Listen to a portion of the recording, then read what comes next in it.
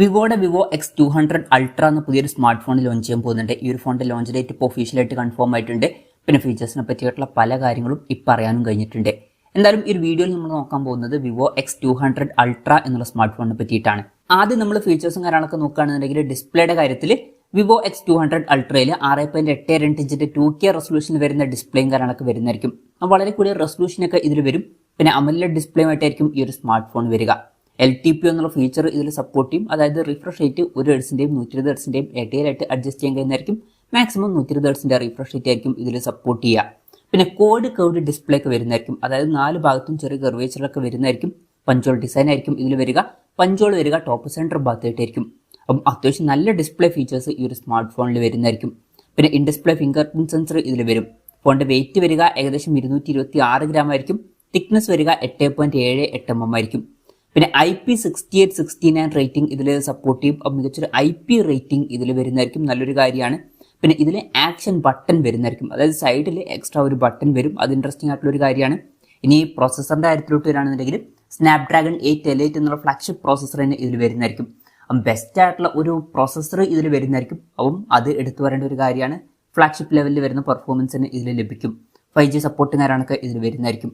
പിന്നെ stereo speakers ഈ ഫോണിൽ വരും. Android 15 ബേസ് ആയിട്ടുള്ള സോഫ്റ്റ്വെയർ ആയിരിക്കും ഇതിൽ വരിക.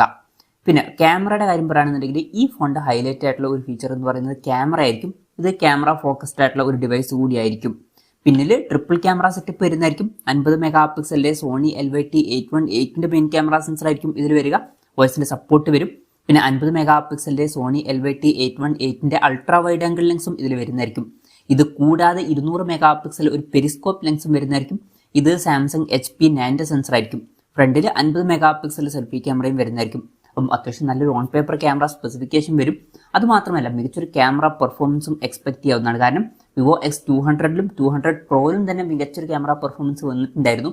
അപ്പം അതിനേക്കാൾ ബെറ്റർ ആയിട്ടുള്ള മികച്ച ബെസ്റ്റ് ആയിട്ടുള്ള ഒരു ക്യാമറ പെർഫോമൻസ് ഇതിൽ എക്സ്പെക്ട് ചെയ്യാം. ബാറ്ററിയുടെ കാര്യത്തിൽ 6000 mAh ബാറ്ററി വരുന്നതായിരിക്കും. അപ്പോൾ നല്ലൊരു ബാറ്ററി കപ്പാസിറ്റി ഇതിൽ വരും. 90 വാട്ടിന്റെ ഫാസ്റ്റ് ചാർജിംഗ് സപ്പോർട്ട് വരുന്നതായിരിക്കും. 50 വാട്ടിന്റെ വയർലെസ് ചാർജിംഗ് സപ്പോർട്ടും ഇതിൽ വരും.